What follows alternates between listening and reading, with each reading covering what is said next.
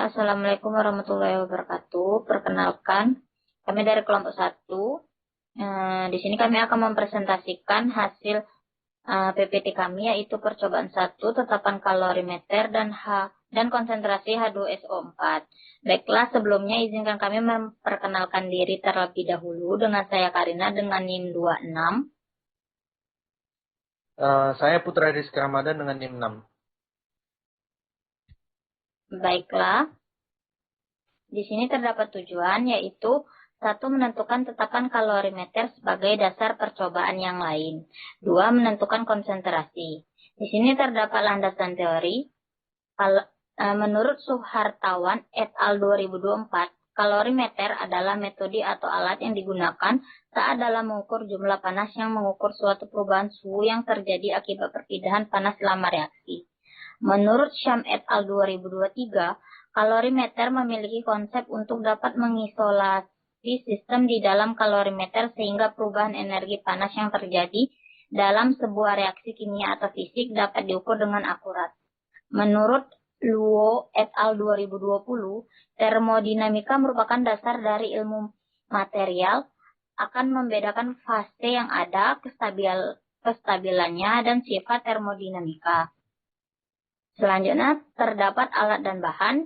Yang pertama alatnya ada gelas ukur, stopwatch, termometer, kalorimeter, batang pengaduk, dan bunsen. Di sini terdapat bahannya H2SO4 dan H2O. Baiklah, selanjutnya yaitu untuk skema kerjanya menentukan tetapan kalorimeter.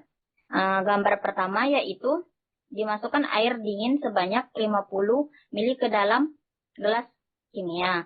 Lalu diukur temperatur setiap 30 detik hingga detik ke-10. Selanjutnya dipanaskan air sebanyak 50 ml. Gambar selanjutnya yaitu dimasukkan air panas ke kalorimeter. Lalu diukur temperatur setiap 30 detik hingga detik ke-10. Lalu dimasukkan air dingin ke dalam kalorimeter yang sudah ada air panas. Selanjutnya diukur temperaturnya. Dilanjutkan pada skema B, yaitu menentukan konsentrasi H2SO4, yang mana diisikan kalorimeter dengan air sebanyak 50 ml, dicatat suhunya setelah 5 menit, lalu dilanjutkan ditambahkan 5 ml larutan H2SO4 10 molar ke dalam kalorimeter, lalu dicatat suhu campuran pada selang waktu tertentu sambil diaduk, lalu diulangi langkah 1 dan 2 dengan konsentrasi H2SO4 pertama diencerkan menjadi 2 kali dan 3 kali. Baiklah, di sini didapatkan pada tabel untuk menentukan tetapan kalorimeter yang mana diukur per setiap detik.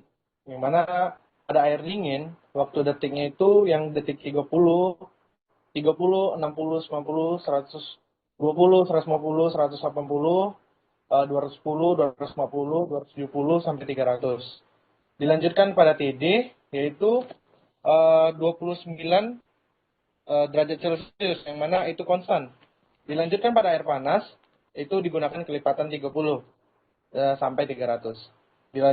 Dilanjutkan didapatkan pada 38, 43, 46, 50, 55, sampai 74.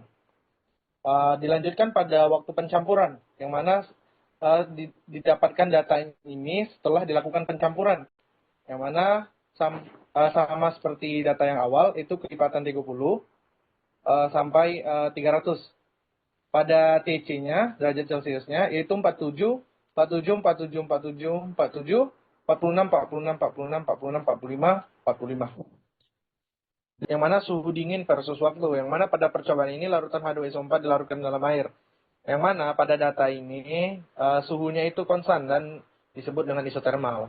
Dilanjutkan pada grafik kedua, yaitu suhu panas versus waktu. Di mana pada percobaan ini dengan memanaskan air pada pemanas bunsen, pengukuran dilakukan setiap 30 detik sekali, 10 kali dalam pengulangannya. Nah, pada grafik ini juga didapatkan nilai regresi yang baik, yang dimana nilai yang regresi yang didapatkan itu mendekati 1. Dilanjutkan pada grafik 3, yaitu suhu campuran versus waktu. Yang mana pada percobaan ini,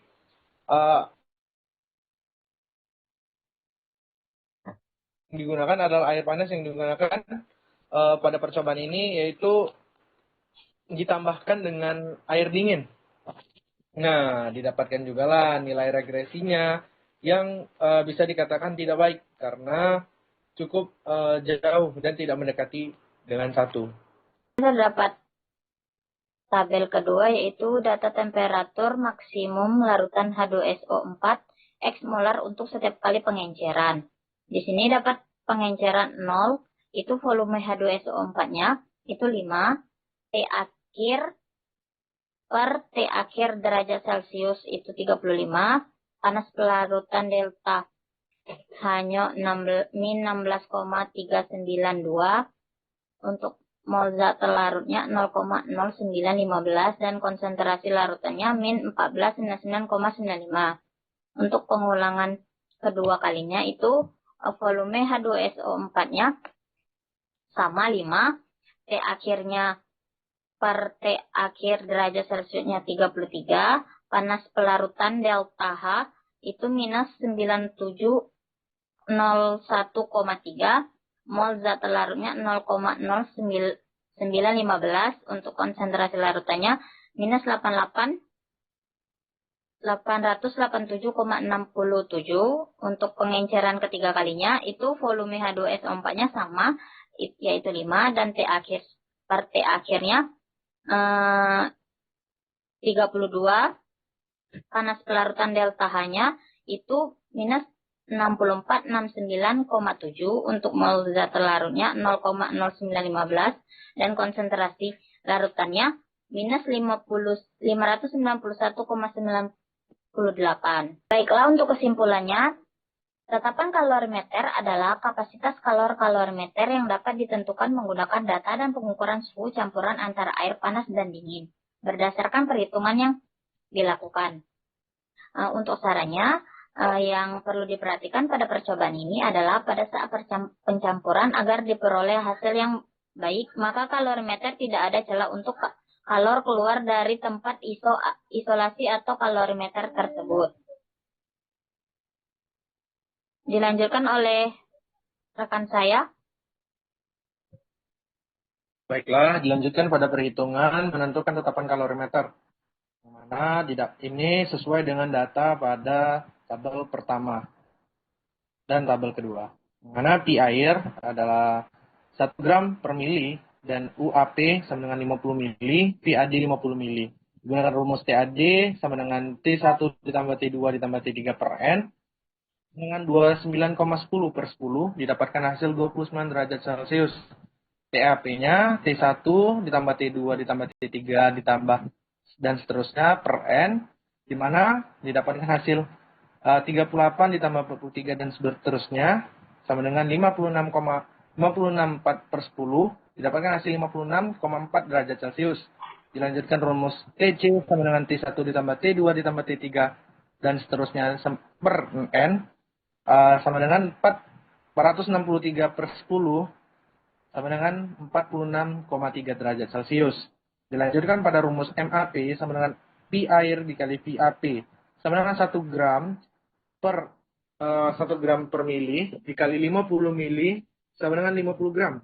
Yang mana dilanjutkan pada rumus selanjutnya, MAD sama dengan pi air dikali VAD sama dengan 1 gram per mili dikali 50 mili didapatkan hasil 50 gram. Dilanjutkan pada rumus selanjutnya itu QAP sama dengan MAP dikali K TC kurang TAP, di mana 50 gram dikali 4,18, 46,3,56,4, yang mana didapatkan hasil minus 2,110 joule.